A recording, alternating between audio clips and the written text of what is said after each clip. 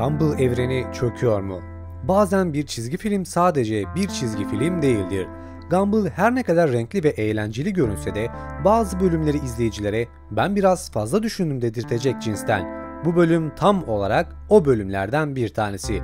Bugün sizlerle birlikte 7. sezon 9. bölümde yaşananların arkasındaki büyük teoriyi masaya yatıracağız.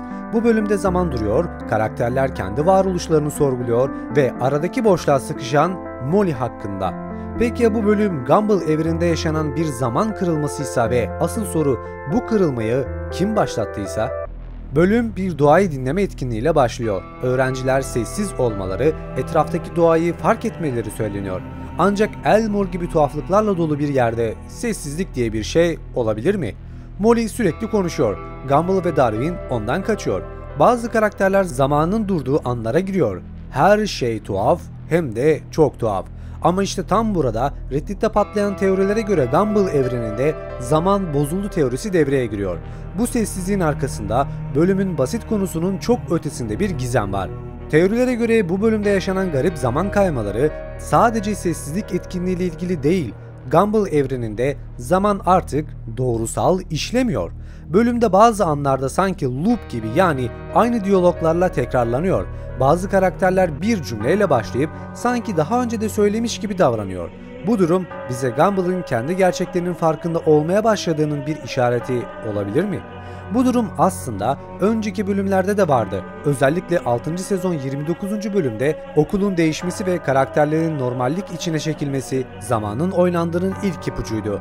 Bu bölümde ise aynı şey daha da gizemli ve daha derin bir şekilde karşımıza çıkıyor. Hatırlıyor musunuz? Molly uzun bir süre ortadan kaybolmuştu. Reddit'teki büyük bir teorilerden bir tanesi ise Molly önceki sezonda yaşanan bir zaman kazasında evrenin dışına sıkıştı. Geri döndüğünde artık gerçekliğe tamamen uyumlu değildi. Bu bölümde Molly'nin hiç susmaması sanki zamana karşı bir başkaldırı gibiydi. Gumball ve Darwin sürekli ondan kaçarken Molly'nin bu tavrı onun artık bir bozuk zaman varlığı haline geldiğini işaret edebilir mi?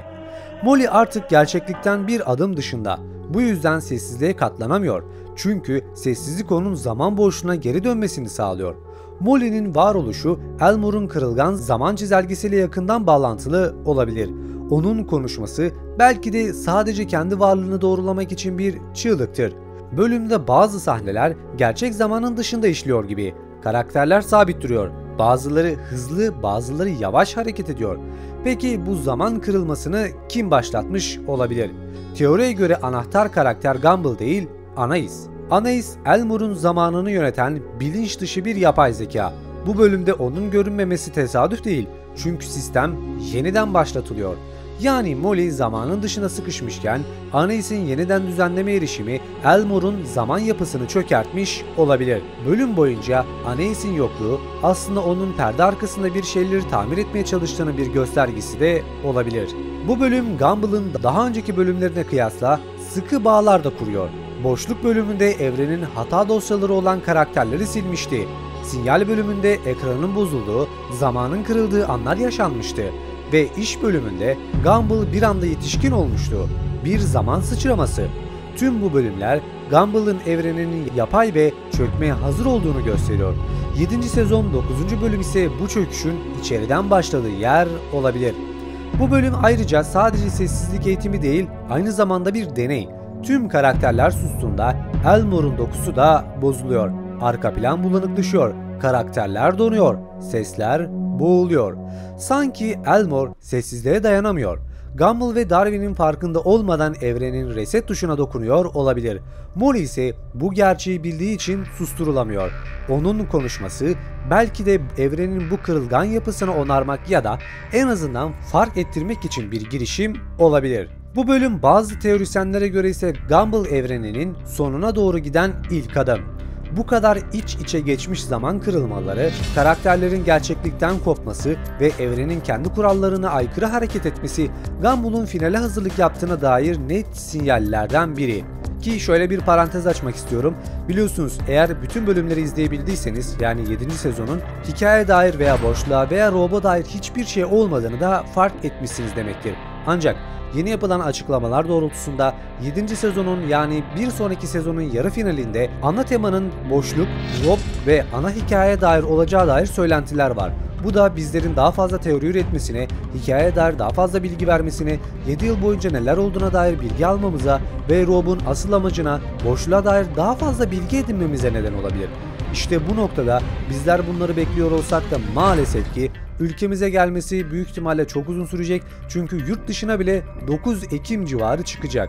Bir de bizim ülkemize gelmesi nereden baksanız 2 ay sürse ortalama olarak 2026'nın ilk başlarında görebileceğimizi söyleyebilirim. Eğer konuya dönecek olursak da yani bu sessiz sıradan gibi görünen bölüm aslında çok gürültülü bir çığlık olabilir.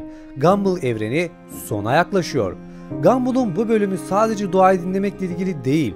Bu bölüm kendimizi, zamanı ve evreni sorgulamakla ilgili. Molly'nin susmaması ve zamanın bükülmesi ve karakterlerin birer birer gerçeklikten kayması. Hepsi bize tek bir şey anlatıyor. Gerçeklik çizgisel değil ve Elmore sandığımızdan daha kırılgan. Biliyorsunuz boşluk bölümleri, sinyal bölümleri, iş bölümleri ve Molly'nin ortadan kaybolması ve daha birçok bölümü bağdaştırdığımızda özellikle 7. sezonun ana temalarının zaman kırılması olduğunu fark etmişsiniz demektir. Çünkü var olan işleyişin tamamen bozulması, karakterlerin geçmişe yönelik hareketler yapması, zamanı geriye sarabilmesi, Richard'ın tuhaf hal ve hareketleri ve geçmişe yönelik bazı şeyleri kırması bunları açıklıyor. Eğer şu an bu konuda ne demek istediğimi hiç anlamadıysan sen diğer bölümlerimi yani 1, 2, 3, 4, 5, 6 ve 7. 8 Gumball bölümlerinin teorilerini izlememişsin demektir. Eğer izlersen benim ne demek istediğimi çok daha iyi anlayacaksın. Fakat şöyle bir handikap var. Bu sezon boyunca sadece alt metinlere dair ilerleyiş göreceğimizi de söylemem lazım. Evet, her ne kadar yapımcılar bir sonraki sezonda çok daha derin bağlantılar göreceğimizi söylese de şu an için sanki büyük bir finale hazırlık yapıyor olabilirler. Tabii bu final dediğimiz şey direkt olarak çizgi filmin bitmesi değil, sadece hikaye örgüsüne çok daha büyük katkılar yapacağına dair bir sinyal diyebiliriz. Çünkü 7 yılın ardından tekrardan Gumball'ın gelmesi bir sezonda veya 2 sezonda bitirilebilecek bir olay değil. Benim kanaatimce buradan ekmek bulurlarsa daha da fazla geleceğini düşünmekteyim. Fakat en önemli şey ise senin bu konu hakkındaki fikir ve düşüncelerin.